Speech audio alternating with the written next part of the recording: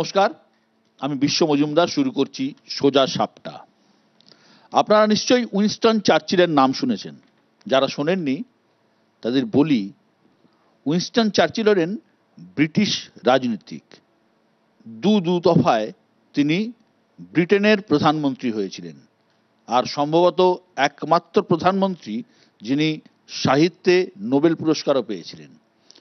তো চার্চিল মনে করতেন যে গণতন্ত্র কতটা খারাপ জিনিস সেটা বুঝতে গেলে একজন ভোটারের সঙ্গে 5 মিনিট কথা বললেই হয়ে যাবে।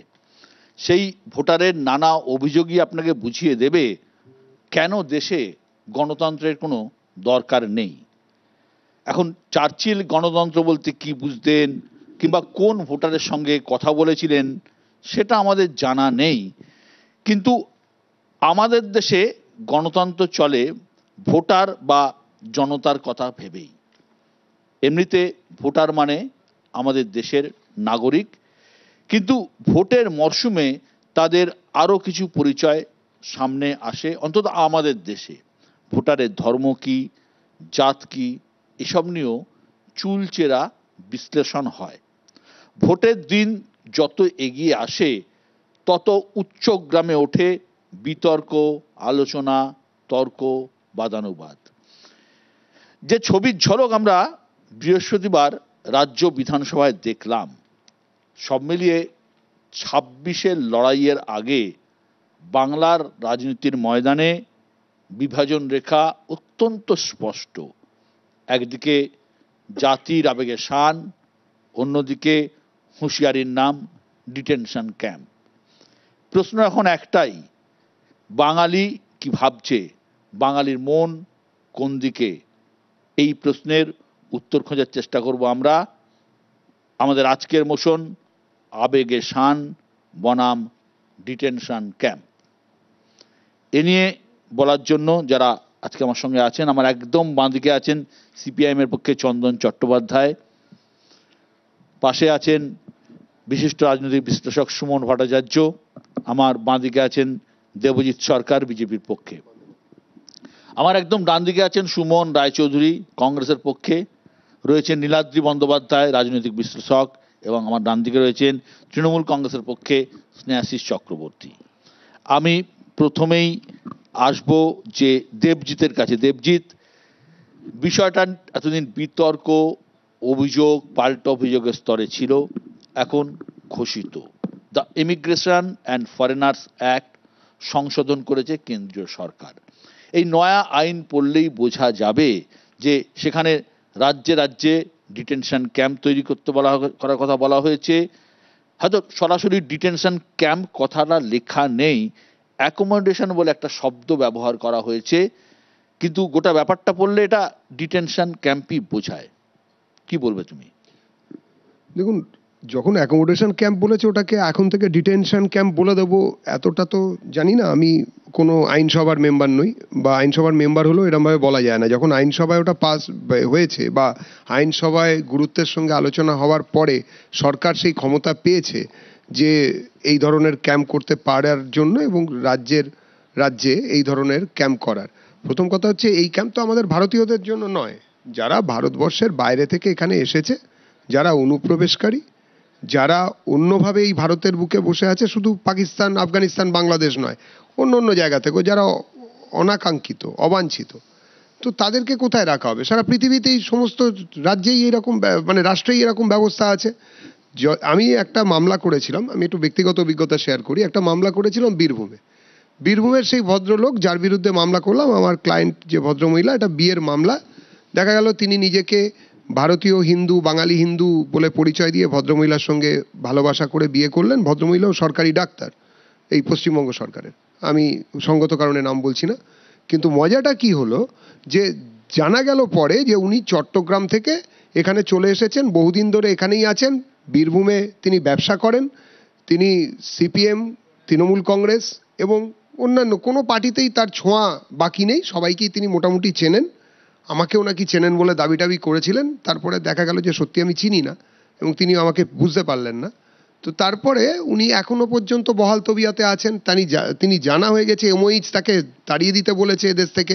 তারপরেও এই রাজ্যের সরকার চুপচাপ। কিন্তু কিছু হচ্ছে না, রাখবে কোথায়? আমাকে বা জজ সাহেব জিজ্ঞেস করলেন যে বোঝা তো গেল, কিন্তু রাখবো কোথায়? ডিটেনশন মানে ওই আপনি যেটা বললেন ওই ক্যাম্প কোথায় আছে? মাত্র আমাদের পশ্চিমবঙ্গে এক জায়গাতেই আছে, তো সেখানে ওরমভাবে পাঠাতেও পারছে না। উনি বেল পেয়েছেন, জামিন পেয়েছেন এবং ঘুরে বেড়াচ্ছেন। এরকম কত লোক ঘুরে বেড়াচ্ছে, এটা তো আইনের আমলে অন্তত জানা। যাদেরকে জানে না সেরকম কত লোক ঘুরে বেড়াচ্ছে অন্য রাজ্য থেকে, অন্য রাষ্ট্র থেকে। আপনারা এরকম ক্যাম্প বানাবেন, তাই তো ও যা বলছে? বিজেপির কৌশল হচ্ছে, বিশেষ করে নরেন্দ্র মোদী এবং অমিত শাহ, এদের কৌশল হচ্ছে যে দেশের মানুষকে এমন এক সংকটের মধ্যে ফেলে দাও যে সে অস্তিত্ব রক্ষার জন্য ছুটে বেড়াবে। এবং এদের সিএ বলুন, এনআরসি বলুন, এনপিআর বলুন বা এসআইআর বলুন, সব একই ধরনের বিষয়, কিন্তু যে মানুষের অস্তিত্বের সংকটে যদি ফেলে দিই তাহলে সে আমার কাছে রাস্তা চাইবে না, জল চাইবে না, চাকরি চাইবে না, ডেভেলপমেন্ট চাইবে না, এবং একটার পরে একটা নিয়ে আসছে।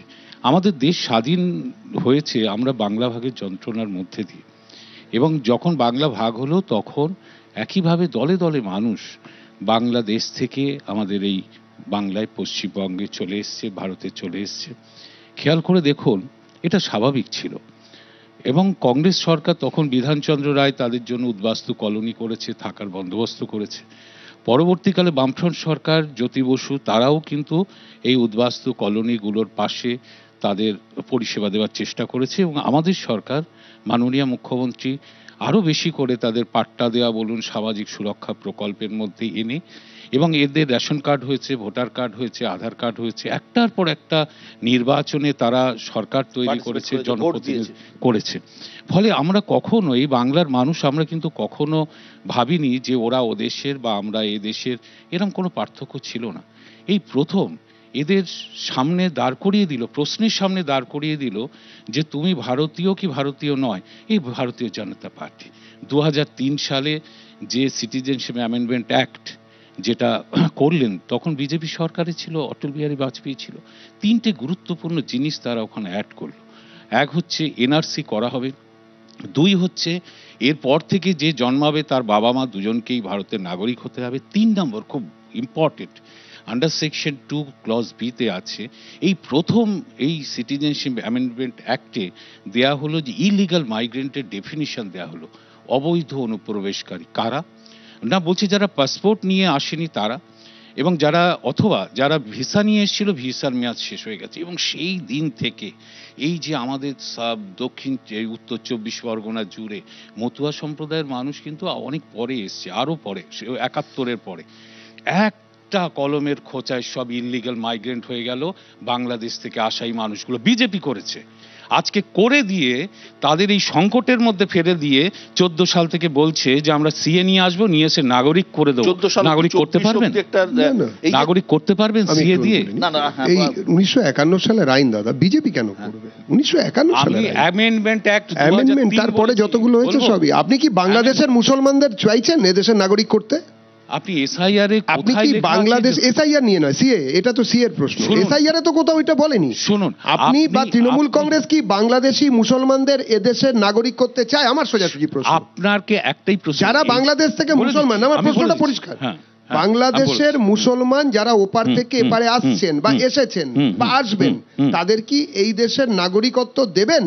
অত্যাচারী হিন্দুরা যারা অত্যাচারিত হয়ে আসছেন তাদেরকে নাগরিকত্ব দেওয়ার জন্য আমরা লড়ে যাব। আচ্ছা, উত্তম ব্রজবাসী রাজবংশী, আমি আবার তাকে এনআরসি রিপোর্ট অসম থেকে সরকার পাঠালো, স্বীকার করেছে যে ভুল হয়েছে, কিন্তু আপনি বলুন, আপনি বলছেন কোন উদ্বাস্তু কলোনির লোকেদের তো, শুনুন, উদ্বাস্তু কলোনির লোকেদের তো আমি কি বললাম আপনি নাগরিক বলে আলাদা করা হয়নি, ডিটেনশন ক্যাম্প তো ওদের জন্য নয়। আজকে 24 সালে এই 24 আমি একটু বলি, 24-এর 31শে ডিসেম্বর পর্যন্ত আবার পার্লামেন্টে যেটা করা হলো যে যারা এসছে তারা সিএর মাধ্যমে নাগরিকত্ব পাবে। আচ্ছা, এটা তো মমতা বন্দ্যোপাধ্যায়, সেটাই বলছিলাম এই প্রশ্নটা, কি প্রয়োজন, এই প্রশ্নটা সুমনকে আমি আসছি। সুমন, কি প্রয়োজন ছিল?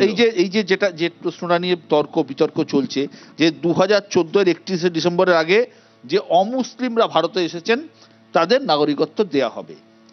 এখন ইমিগ্রেশন অ্যান্ড ফরেনার্স অ্যাক্ট সংশোধনী আইন যেটা হয়েছে সেটা বলছে 2024-এর 31শে ডিসেম্বরের আগে পর্যন্ত যদি অমুসলিমরা এদেশে ঢুকেছেন তাদের অনুপ্রবেশকারী হিসেবে দেখা হবে না।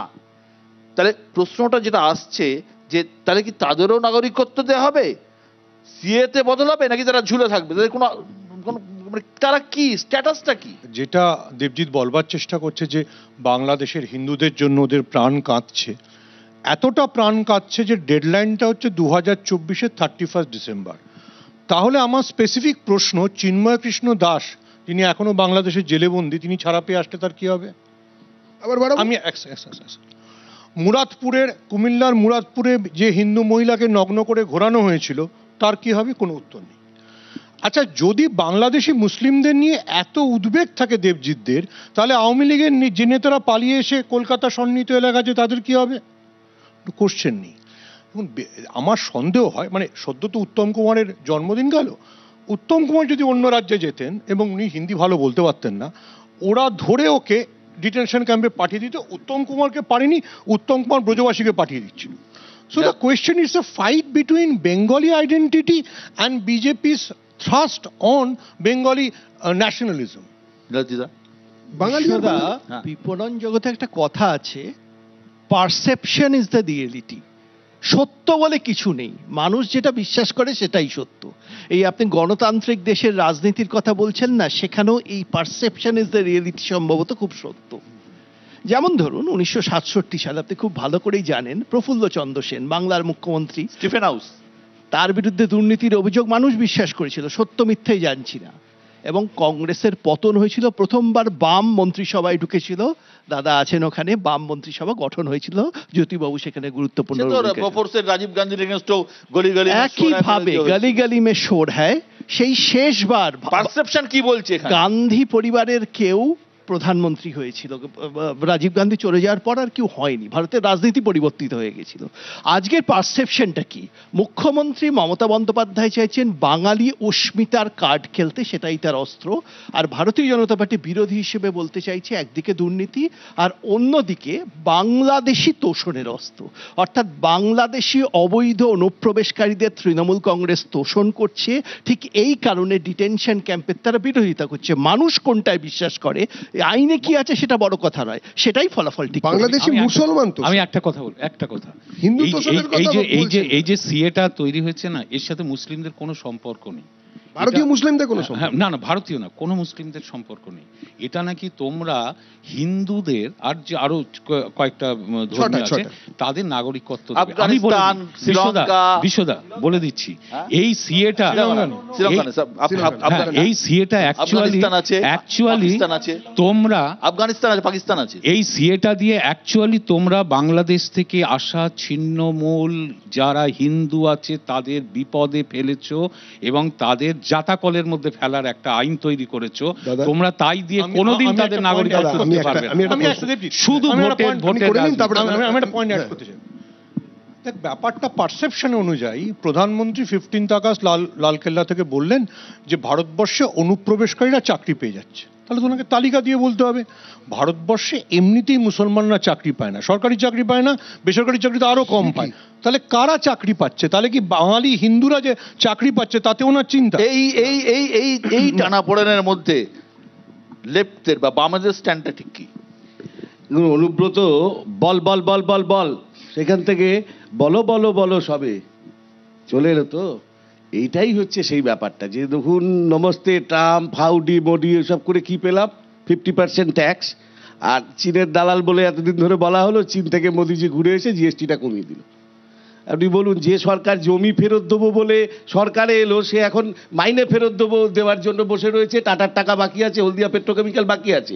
এরকম একটা অবস্থায় ভোট আসছে, আপনি খুব সংগতভাবেই প্রশ্নটা করেছেন, ভোট আসছে যখন, তখন তৃণমূল কংগ্রেসের এমএলএও বাঁচতে হবে। তারাও ঠিক করেছেন যে এমএলএ পাঁচিলে কে উঠতে পারবে, ঝোপে জঙ্গলে অনেকক্ষণ থাকতে পারবে কে, এদো নর্দমায় অনেকক্ষণ থাকতে পারলে তবে তার ক্রাইটেরিয়া। এবং তৃণমূল কংগ্রেসের এমএলএ হতে গেলে মোবাইল টিপ করে ফেলতে হবে যেন ঠিক খালে পড়ে, এইগুলো যখন ক্রাইটেরিয়া। এরকম একটা সময় সত্যি সত্যি আপনি আচরি ধর্ম পরে শিখাও, স্নেহাশিসদা বলছিলেন 2003 সাল অটল বিহারী বাজপেয়ীর মন্ত্রিসভা, তৃণমূল কংগ্রেস তখন কোথায় ছিল, কোন দলে? তারা তখন সমর্থন দিয়েছিলেন, বামফ্রন্ট সরকার পশ্চিমবাংলায় ছিল বলে আটওয়ালের কাগজ দিকে 2005 সালের 4 আগস্ট আটওয়ালের দিকে কাগজ ছুড়ে দিয়ে বলেছিলেন অসংখ্য বাংলাদেশি লিস্টে আছে। তা এখন কি হবে?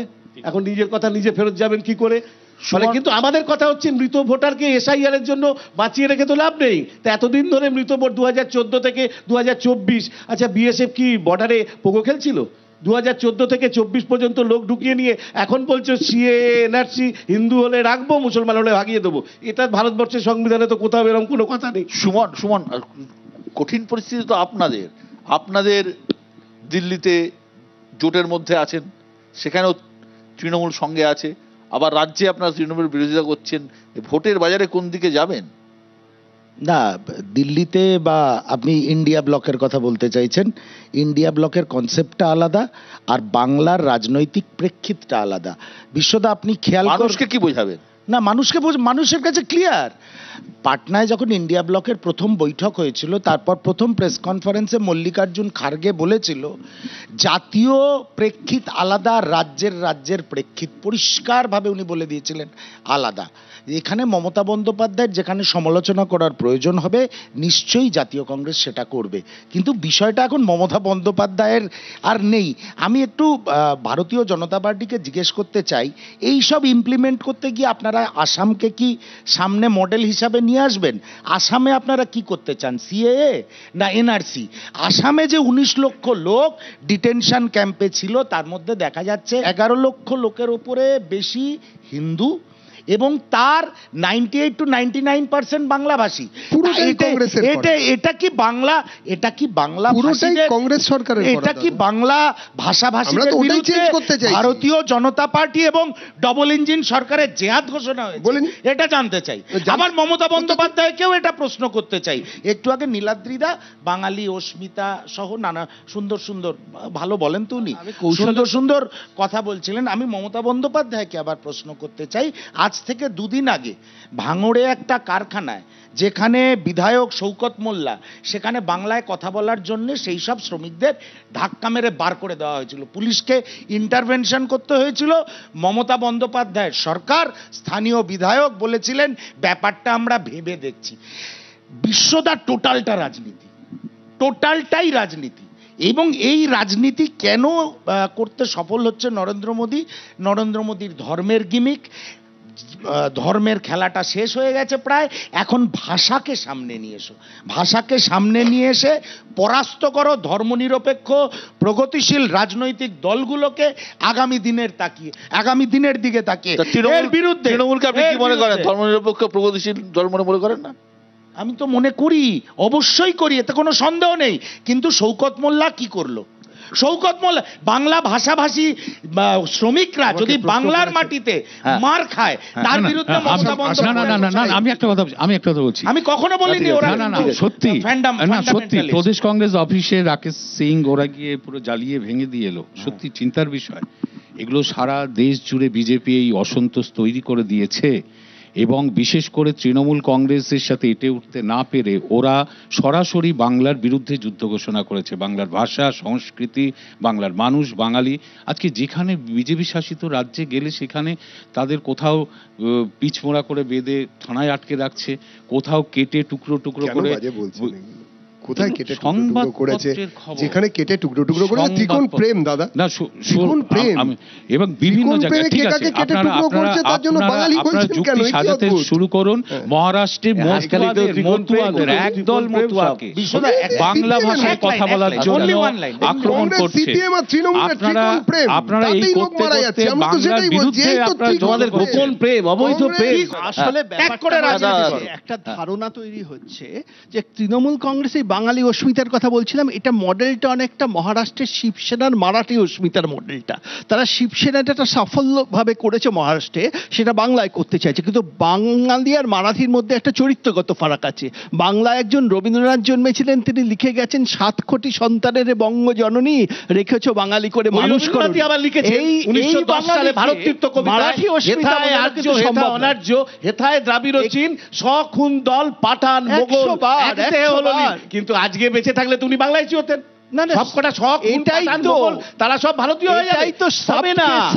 সবকা বিকাশ, এটাই তো 1905 বঙ্গভঙ্গের সময় রবীন্দ্রনাথ কবিতা লিখেছেন, গান লিখেছেন, রাস্তায় নেমেছেন। 1910 ভারততীর্থ কবিতায় ভারতবর্ষ কি তা বারবার বুঝিয়ে দিয়েছেন। সেই জায়গা থেকে সরে যাওয়ার সাংবিধানিক রাইট বিজেপিকে কে দিয়েছে? দেখুন, আমি একটা কথা বলছি, পন্থা বাঙালিদের কাজ করবে, সাম্প্রদায়িক বাঙালিরা এখানে কাজ করবে। এটাই শুনুন, হচ্ছে।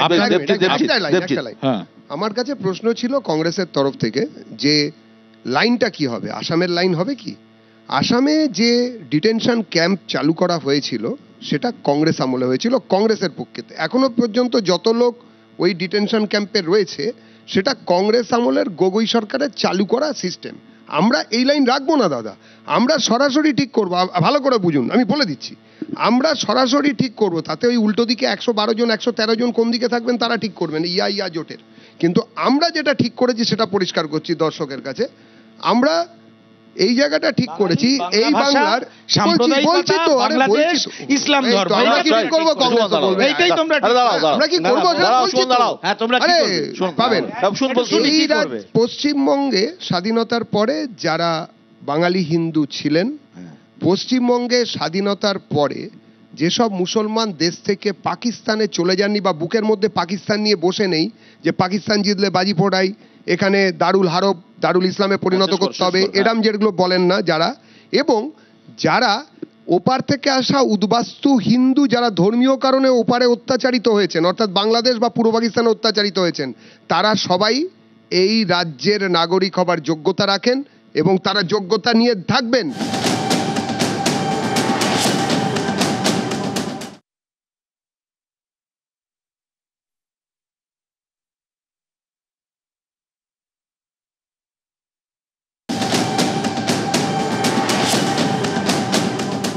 দেশের সমস্ত অধিকার দেশের নাগরিকদের জন্য, এর মধ্যে কোথাও কোনো সন্দেহ নেই, অনুপ্রবেশকারীদের জন্য নয়। কিন্তু কে অনুপ্রবেশকারী কে অনুপ্রবেশকারী নয় সেটা তো পরের ব্যাপার। হেড কনস্টেবলদের হাতে যে ক্ষমতাটা চলে যাচ্ছে, একটা কমিশনার বা একটা ম্যাজিস্ট্রেটের ক্ষমতা, যে যে কাউকে সন্দেহের বশে আটক করতে পারবে, এইটা কি আইনকে অপব্যবহারের রাস্তা আরো বেশি খুলে দেবে না? দেখ, বিজেপির কাছে এখন নতুন নতুন গোলপোস্ট দরকার। 6 মাস আগে অবধি ছিল আপকি বার ট্রাম্প সরকার, সেখান থেকে চন্দনবাবু ঠিকই বলেছেন, এখন প্রায় পুতিন আর শি জিনপিংকে জড়িয়ে নিয়াত কিম জং উনকে জড়ানোর সুযোগ পাননি। দেখ, যদি 6 মাসের এজেন্ডা দেখিস তাহলে 6 মাস আগে বলা হচ্ছে, মানে 2 মাস আগেও বলা হচ্ছিল যে দাগিদেরকে একেবারে বাতিল করে দেবে, সেই বিলটাও এসে গেল, তারপর সেটা সিলেক্ট কমিটিতে চলে গেল। বিজেপি আমার মনে হয় গোলপোস্ট এত শিফট করে যে বিজেপি নিজেরাই খেয়াল থাকে না, মানে দেবজিতের তো খেয়াল থাকবেই না। পশ্চিমবঙ্গে তো অর্ধেক দলটাই এসছে তৃণমূল থেকে, ও তো দলে এমনিতেই কোণঠাসা, মানে মানে আরে এখন আর একটু বেটার হয়েছে। আরে আরে আরে আমি বলি, এই যে পুরো হেড কনস্টেবলদের হাতে ক্ষমতাটা, এটা তো অমিত শাহর একটা স্বপ্ন যে উনি সবকিছু ঠিক করবেন, কিন্তু অমিত শাহর স্বপ্নে অনেক বাধা আছে। আমরা কি ভেবেছিলাম যে মানে সত্যি সত্যি পাকিস্তানকে সিধে করে দেওয়ার জন্য একটা হিন্দু বলবান পার্টি এসছে। আমি তো দেবজিতের সঙ্গে লাহোর যাবো বলে ভেবেছিলাম, তারপর দেখলাম জয়শাহ সৌদি আরব চলে গেছে।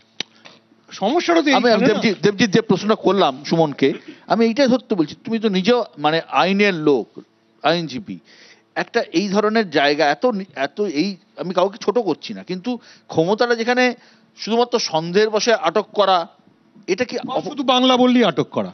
দেবজিৎ আটক হয়ে যেতে দেখলে, লুঙ্গি পরতে দেখলে দেবজিৎ আটক হয়ে যেতে পারে। আমি এখানে মাননীয় মন্ত্রী আছেন, আইনসভার সদস্য উনি, আমি একটা প্রশ্ন করতে চাই বিজেপির তরফ থেকে, বাংলা বিজেপির তরফ থেকে, যে সিএ বিজেপিটা আলাদা, বাংলা বিজেপি আর কেন্দ্রীয় বিজেপি আলাদা, বলতে দিন না। সিএ একটা কেন্দ্রীয় আইন, সিএ তে রাষ্ট্রপতি সই করেছেন, আপনারা এখানে বলছেন সিএ হতে দেবেন না, কোন আইনের জোরে বলছেন বা কোন ক্ষমতার জোরে বলছেন? আপনারা তো ভারতবর্ষের একটি অঙ্গরাজ্য, একটি কেন্দ্রীয় আইন, যেটা কেন্দ্রীয় আইনসভার দুটো স্তরেই, অর্থাৎ রাজ্যসভা এবং লোকসভা দুটোতেই সংখ্যাগরিষ্ঠতায় পাস হয়েছে এবং তারপরে রাষ্ট্রপতি সই করেছেন, আইনটা বলবৎ হয়েছে। সিএএ এটা হচ্ছে বাংলাদেশ থেকে বা পূর্ব পাকিস্তান থেকে আসা যারা অত্যাচারিত হিন্দু যারা পালিয়ে এসেছেন এখানে, তাদেরকে এই দেশের নাগরিকত্ব দেওয়া। সেটা নিয়ে আলোচনা থাকতে পারে আপনাদের, কিন্তু আইনটা এখানে করতে দেবেন না। সিএ এর কোথাও ক্যাম্প করতে দেবেন না।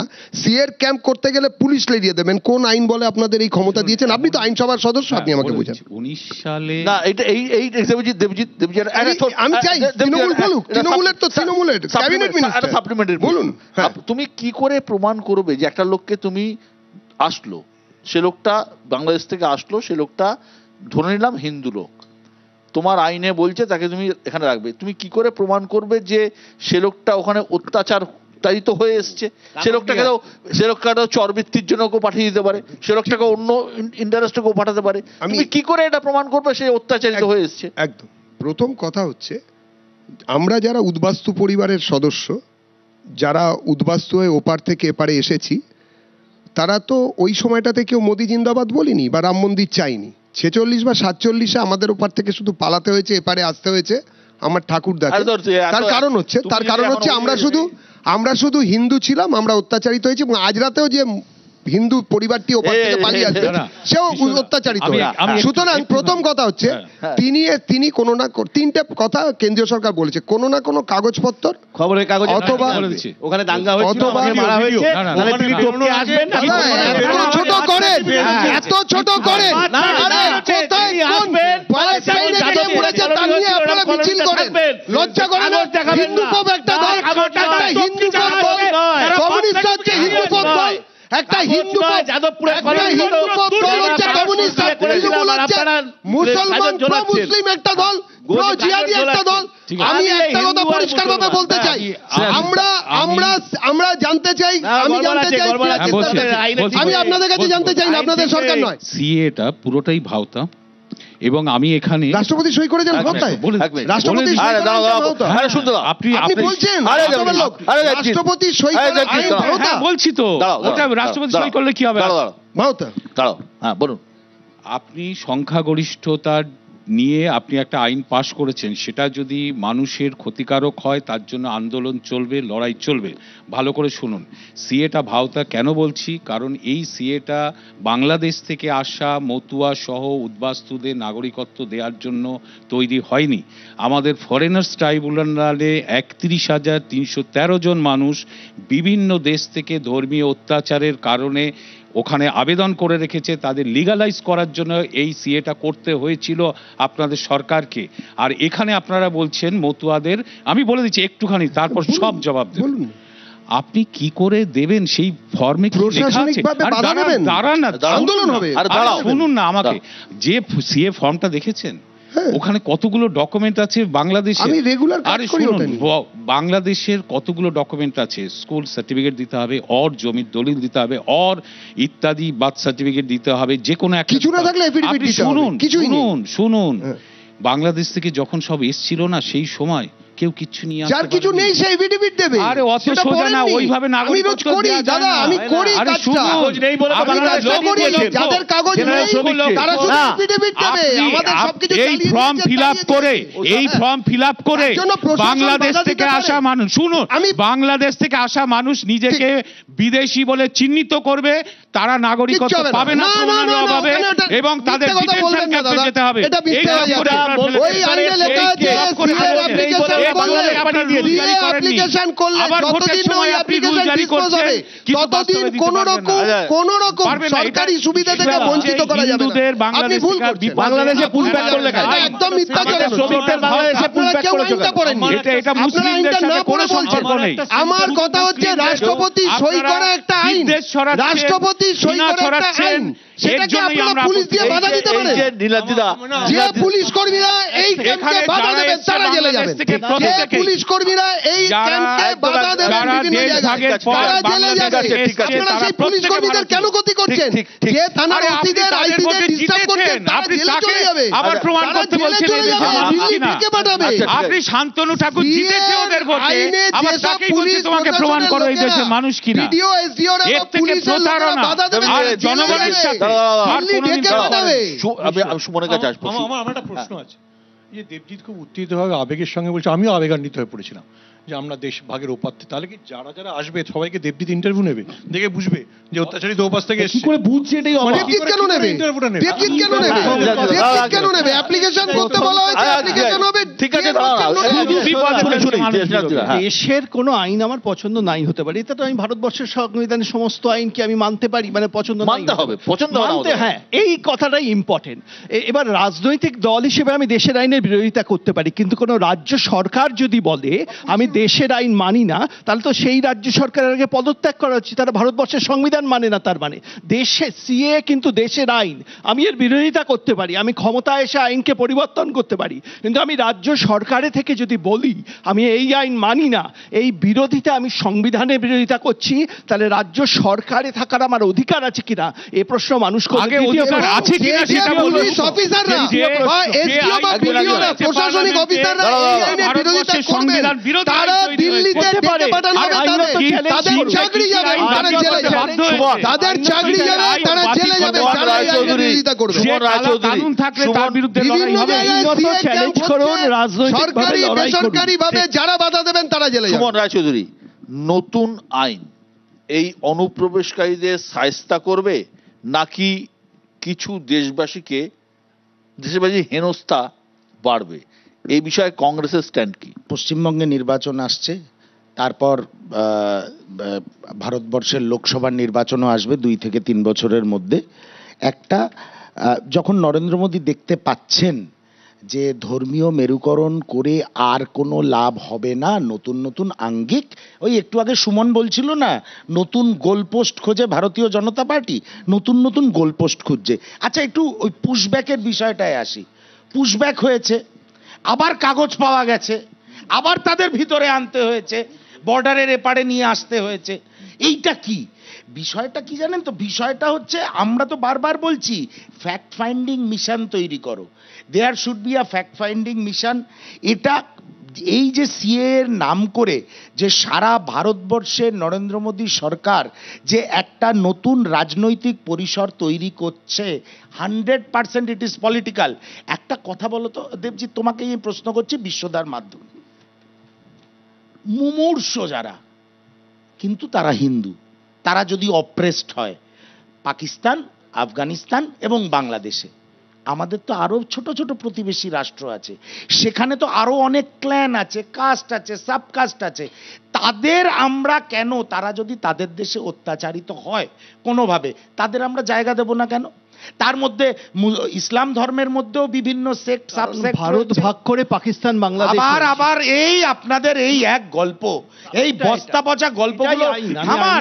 ভারতবর্ষের মানুষ at the end of the day আপনাদের প্রত্যাখ্যান করবে, দেখে নেবেন, কারণ চিরদিন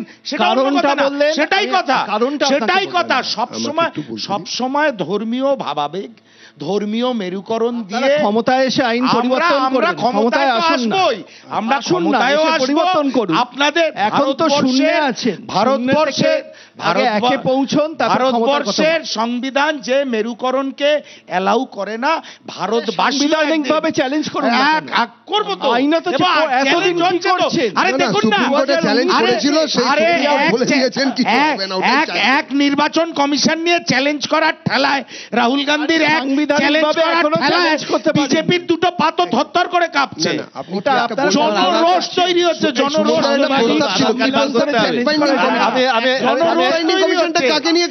Rahul Gandhi Ganesh Kumar chief election commissioner, ভোটে হারলে রাহুল গান্ধী বাড়ি চলে যান, রাহুল গান্ধীকে এফিডেভিট দিতে হবে, অনুরাগ সিং ঠাকুরকে এফিডেভিট দিতে হবে না, অনুরাগ সিং ঠাকুরকে এফিডেভিট দিতে হবে না। আমি তা বলছি না, ধরুন আমি রাহুল গান্ধীকে চেয়ারম্যান করলাম, ফ্যাক্ট ফাউন্ডেশন, আপনি চলে গেলেন বাইরে, ব্ল্যাটেন্টলি দেবজিৎ করছে। না না, আমি ভারতীয় জনতা পার্টি আমি ব্ল্যাটেন্টলি আসছি। হ্যাঁ সুমন, এই যে প্রশ্নটা উঠে আসছে, বিতর্কটা উঠে আসছে, হ্যাঁ এই সুপ্রিম কোর্ট এটাকে একদম মানে বাতিল করে দেয়নি ঠিক, কিন্তু সুপ্রিম কোর্ট একটা নতুন বিষয় ইনক্লুড করে দিয়েছে, সেটা হচ্ছে আধার কার্ডকেও কিন্তু তারা আমি নীলাদ্রিবাবুকে একটা জিনিস মনে করিয়ে দিই। ভারতবর্ষের রাজনৈতিক ইতিহাসে সাম্প্রতিক ইতিহাসই আছে, সংসদের 2টো কক্ষই পাশ করেছে, কিন্তু মানুষের আন্দোলন হয়েছে প্রধানমন্ত্রী জোর হাতে কমাচ্ছে কৃষি আন্দোলন ফিরিয়ে কৃষি বিল। ফলে ভারতবর্ষের কৃষি বিল, শেষ ওটা কথা আইন হয়নি। ভারতবর্ষ ওটা আইন ছিল। ভারতবর্ষের শেষ কথা না, না, ভারতবর্ষের আইন মানুষ হ্যাঁ, বলছে। ঠিক আছে, ভারতবর্ষের প্রধানমন্ত্রী withdraw করেছে। ভারতবর্ষের মানুষ কিন্তু বলে। আর কোনো আপনি যদি সরকার কি আপনি যদি বলতে পারে, চাপিয়ে দেওয়ার আমি চেষ্টা করেন দেশের আইন তাহলে মানি শেখ না। হাসিনার পালিয়ে যাওয়াটা সরকার মাথায় রাখবেন। না, না, ভারতবর্ষের সেটা ঠিক আছে। সংবিধানের প্রিয়াম্বেলের বিরুদ্ধে গিয়ে স্টেপ নিতে পারে? আইনত চ্যালেঞ্জ পদক্ষেপ নিতে পারে? আইনত তাহলে চ্যালেঞ্জ আবার করুন বলছেন না, কেন? আইনত আইন আজকে মানি না। ধর্মনিরপেক্ষ দেশ সরাসরি মনে রাখবেন। একটা ধর্মের যাই, যাই, একটা যাই, অন্য যে- খবর করতে যে পারে। প্রশ্ন আমি আসছিলাম, আমি বুঝতে পারছি না একটা সরকার আপনি কি ভারতবর্ষের আইনকে মানছেন না? আপনি আগে মানতেই পারেন, কিন্তু আপনি রাজ্য সরকারে তো আপনি নেই। আপনি আগে আমি আচ্ছা, রাজ্য আচ্ছা, সরকার। না, না, আমি বুঝতে পারছি না না, উনি আমি আইনের বাঙালি, কিন্তু উনি আইনের বাংলাদেশি কথা হতে বলছেন পারবো না। কেন্দ্রীয় আপনি সরকারের বাঙালি হওয়ার থেকে যোগ্যতাই নেই। কেন্দ্রীয় ওই সরকার তো বাংলাদেশি হওয়ার যোগ্যতা আমার আপনি নেই। আপনি আপনি আপনি বাঙালি হন, শুনুন। আরে এটা রবীন্দ্রনাথ বিষয় যে হচ্ছে- বাঙালিতে বিশ্বাস যেটা- করতেন সেই বাঙালি আর। আচ্ছা, ঠিক আছে। যেটা বিষয় হচ্ছে যে দেবজিৎদের তো হিস্ট্রি সেন্স একটু পুয়ার। ওরা ভুলে গেছে যে পশ্চিমবাংলার একজন মানে বাংলার একজন রাজা ছিল, বাংলার রাজা বিফোর ইসলাম কেম, শশাঙ্ক প্রয়াগের তীরে চলে গিয়েছিল। হর্ষবর্ধনকে মাটির জমি ধরিয়ে দিয়েছিল। একদম। ফলে এটা যদি বাঙালির আবেগে শান দেওয়া হয় তাহলে নেতাজি পট্টবী সীতারামাইয়াকে হারিয়েছিলেন। যদি বাঙালির আবেগে শান দেওয়া হয় তাহলে যেন মনে রাখে যে 1911 সালে পশ্চিমবঙ্গ মানে তৎকালীন কলকাতা থেকে ফিরে যেতে হয়েছিল ব্রিটিশকে। বাঙালির সঙ্গে লড়াই করছে, এটা বাঙালির সঙ্গে। নীলাদ্রিবাবু যে বাঙালি নন, উনি বিজেপি হতে পারেন, বাঙালি হতে পারেন। 1938 সালে তিনি কংগ্রেসের প্রেসিডেন্ট, উনি চেয়েছিলেন ভারতের জাতীয় ভাষা হোক হিন্দুস্তানি, এটাই বাঙালি। না, না, না, না। আমি কোথা থেকে বার করে ওই হিন্দুস্তানি ইতিহাসটা পড়ুন, ইতিহাসটা পড়ুন। আপনাদের তিনি কংগ্রেসের সভাপতি। ওই হিন্দুস্তানি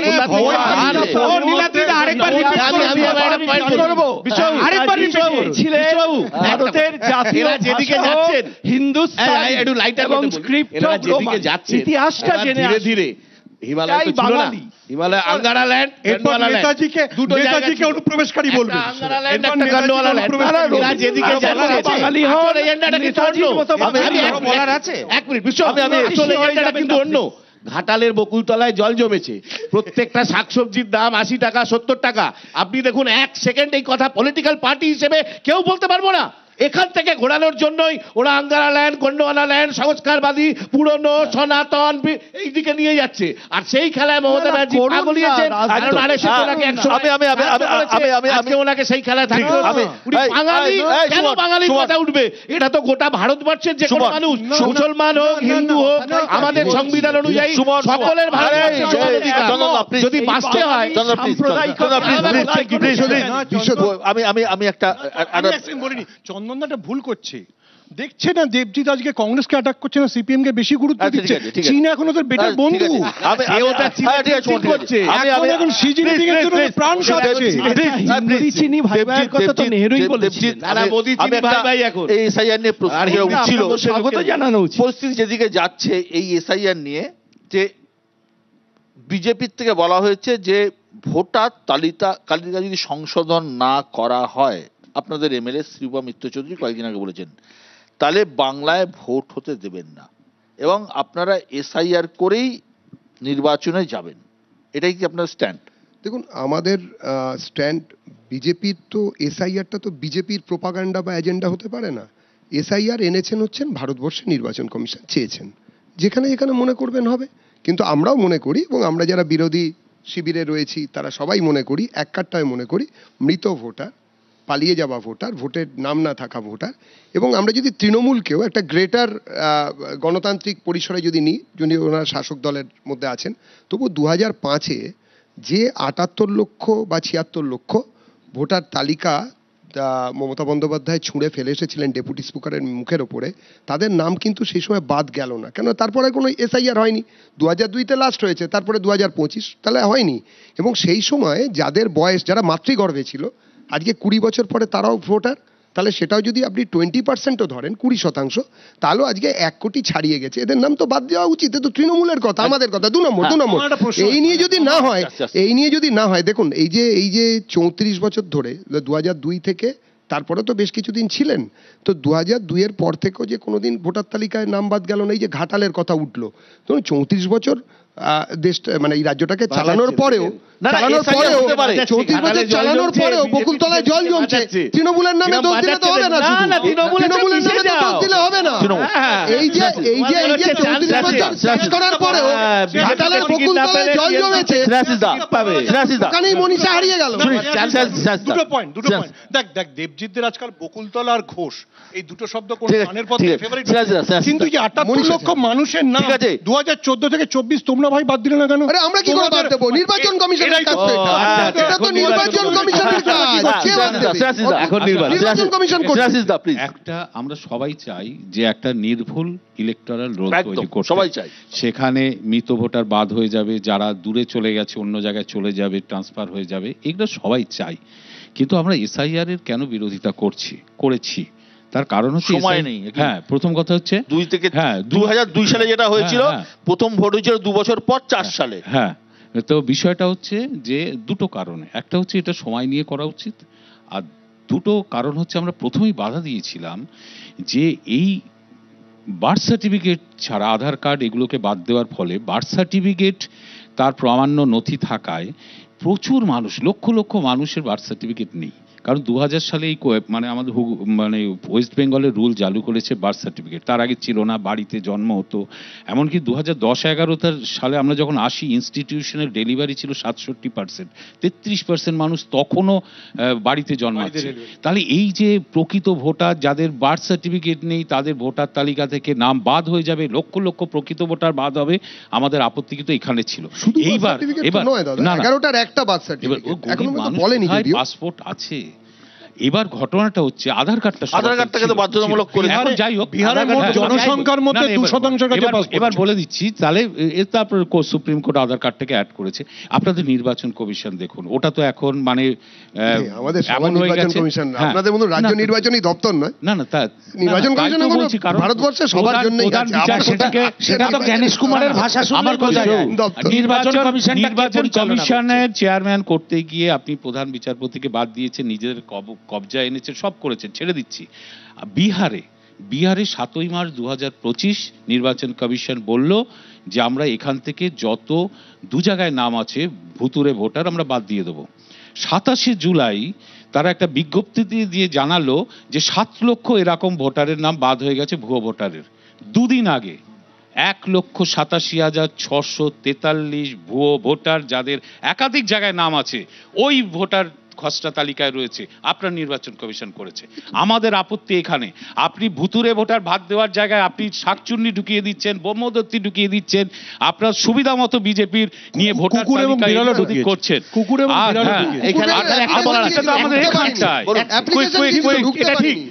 যেটা বললেন আপনি এটা ঠিক, কিন্তু মৃত ভোটার না থাকুক, আমরা সকলেই চাই ফ্রেশ ভোট, কিন্তু প্রত্যেকবার নাতিরা দাঁড়িয়ে থাকবে, দাদুদের সঙ্গে দেখা হবে ভোটের দিন, বিধাননগর সহ গোটা পশ্চিমবাংলা ব্যক্তিদের সঙ্গে দেখা হবে, এটা দুজনে মিলে রাজ্য আর নির্বাচন কমিশন মিলে দেখা হয় আমাদের সঙ্গে। আমাদের স্নেহাশিসদার সহকর্মী শ্রী ব্রাত্য বসুর পরলোকগত ইলেকশন পিতা ঠাকুরেরও নাম আছে ভোটে, এসআইআর বলো বা কোনো এসআইআর বলো বা কোনো এক্সারসাইজ বলো, সেটা নিয়ে আপত্তি নয়, কিন্তু যে প্রক্রিয়াতে নির্বাচন কমিশন এক পেশে হয়ে এগুলোকে ইমপ্লিমেন্ট না, কালীগঞ্জে তো হলো, সেইটাতেই আমাদের আমাদের নাম বাদ গেল, নাম বেড়ে গেল, কোথা থেকে প্রাণ গেল। নির্বাচন চাইছেন আপনারা ভোটার তালিকায় একদিকে এসআইআর আর একদিকে the immigration and foreigners act, এই দুয়ের স্পর্শে রীতিমতো উত্তাল বাংলার রাজনীতি।